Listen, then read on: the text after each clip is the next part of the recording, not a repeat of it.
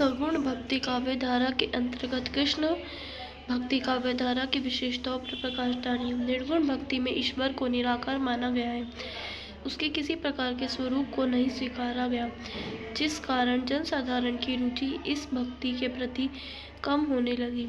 सगुण भक्त कवियों ने ईश्वर के अवतार की कल्पना की। इनकी भक्ति में भगवान की मूर्ति की सेवा करना, कथा कीर्तन, साधुओं की संगति, नाम, भजन और कीर्तन इत्यादि पर अधिक बल दिया गया है। सगुण भक्ति का चरम लक्ष्य मोक्ष की प्राप्ति है। सगुण भक्ति की आगे चलकर दो शाखाएं हुई, कृष्ण भक्ति और राम भक्ति। तो विशेषताएं आज हम कृष्ण भक्ति शाखा की करने वाले हैं। अगर वीडियो पसंद आ रही हैं तो प्लीज़ चैनल को लाइक, शेयर एंड सब्सक्राइब कर दीजिए। एक वीडियो बनाने में बहुत मेहनत लगती है, प्लीज़ चैनल को लाइक, शेयर एंड सब्सक्राइब कर दीजिए। तो हम कृष्ण भक्ति शाखा की विशेषताएं करते हैं। हिंदी साहित्य में कृष्ण भक्ति का प्रचार ईसा की 15वीं शताब्दी में आरंभ हुआ। श्री चैतन्य महाप्रभु और आचार्य वल्लभाचार्य इस भक्ति को प्रवर्तक माना जाता है। इस भक्ति के प्रवर्तक माना जाता है इनको। हिंदी साहित्य में कृष्ण भक्त कवियों में सूरदास, नंददास, अष्टछाप के कवि, मोरा और रसखान का नाम प्रमुख है। कृष्ण भक्त कवियों का एक ही उद्देश्य था, रस, आनंद और प्रेम की मूर्ति श्री कृष्ण अथवा श्री राधा कृष्ण की लीला का गान करना। कृष्ण भक्ति कवियों ने आत्मा को परमात्मा का मित्र माना है, श्री कृष्ण को ईश्वर का रूप मानना। इस शाखा के सभी कवियों ने श्री कृष्ण को भगवान विष्णु का अवतार माना है। वे श्री कृष्ण को पूर्ण ब्रह्म मानते हैं, जो इस संसार के निर्माता है, संसार की प्रत्येक वस्तु उनका अभिन्न अंग है। भक्ति भावना। कृष्ण भक्ति का मूल उद्देश्य भगवान के प्यार को प्राप्त करना है। यह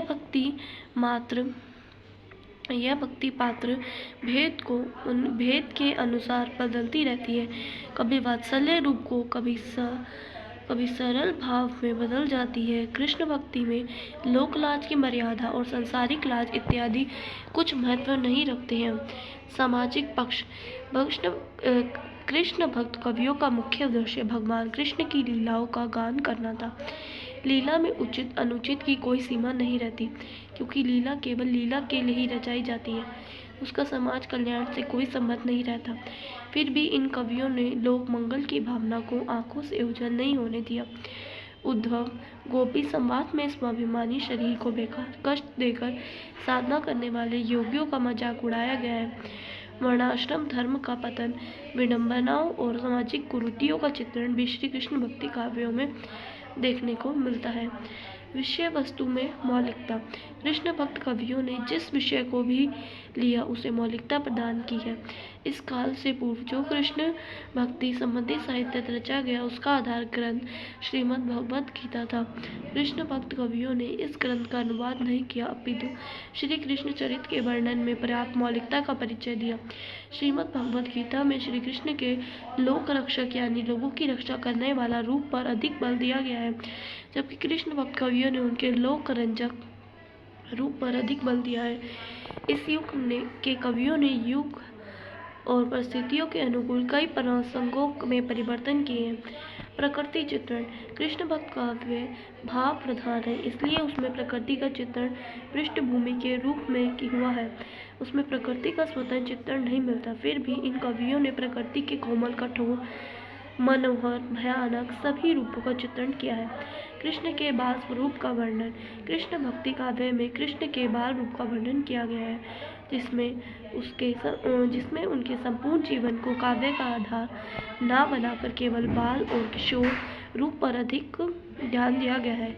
सभी कृष्ण भक्त कवियों ने श्री कृष्ण की बाल लीलाओं में सर्वाधिक रुचि दिखाई है।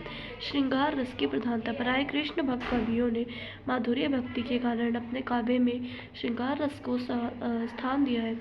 श्रृंगार रस में गोपियों के संयोग और वियोग दोनों ही पक्षों का बड़ा सुंदर और स्वाभाविक वर्णन है।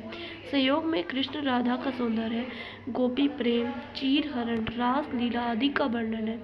यह वर्णन स्वाभाविक और वासना रहित है। इसमें मौलिकता झलकती है।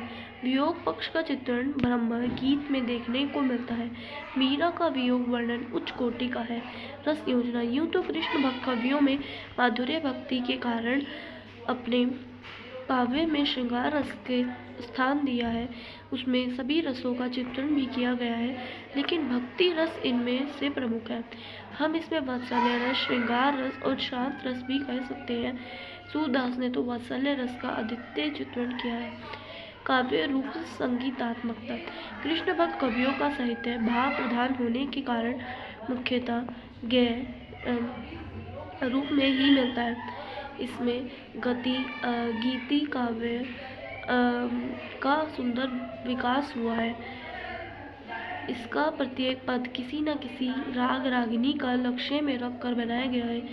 इन कवियों ने ही श्री कृष्ण के लोक रंजक रूप को प्रमुखता दी है। इसके चित्रण अथवा वर्णन के लिए युमक्तक काव्य अनुरूप ही है। भाषा। सभी कृष्ण भक्त कवियों ने केवल ब्रज भाषा को अपने अपने काव्यों का आधार बनाया है। श्री कृष्ण की ब्रज लीलाओं के कारण के चित्रण में समता कृष्ण भक्त कवियों का मन ब्रज भाषा के अतिरिक्त किसी और भाषा में लगा ही नहीं। अगर आपको वीडियो पसंद आ रही है तो प्लीज़ चैनल को लाइक शेयर एंड सब्सक्राइब कर दीजिए। इसमें हमने श्री कृष्ण काव्य की विशेषताओं के बारे में पढ़ा।